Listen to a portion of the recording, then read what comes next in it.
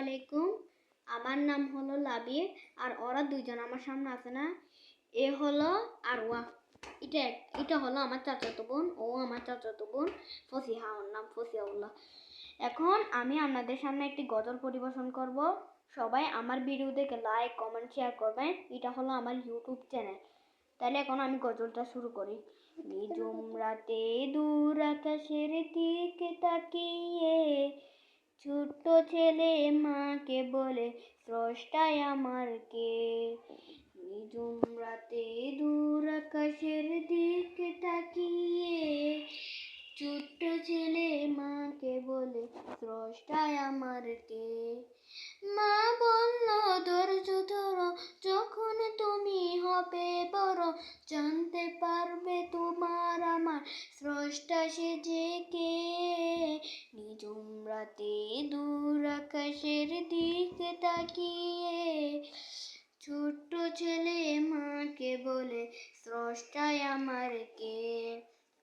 সেই ছেলেটির মন যে তবু পড়ে না, মায়ের কোনো মানাই মনে ধরে না। সেই ছেলেটির মন যে তবু পড়ে না, মায়ের কোনো মানাই মনে ধরে না। দিঘির পাড়ে আম খেয়ে সে ভাবতে থাকে, মিষ্টি ঢেলে দিয়েছে কে।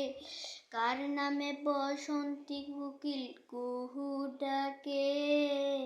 নিঝুম রাতে দূর আকাশের দিকে তাকিয়ে ছোট্ট ছেলে মাকে বলে, স্রষ্টায় আমার কে।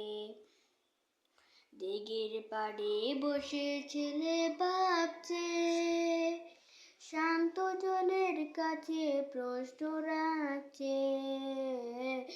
দিঘির পাড়ে বসে ছেলে ভাবছে, শান্ত জলের কাছে প্রশ্ন রাখছে। এমন সময় মামা এসে বলল, ভাগ্নে ভাবছো কিসে। আসসালামু আলাইকুম। আমার একটু ভুল হয়েছে তো, সেজন্য অর্ধেক বলতে পারছি।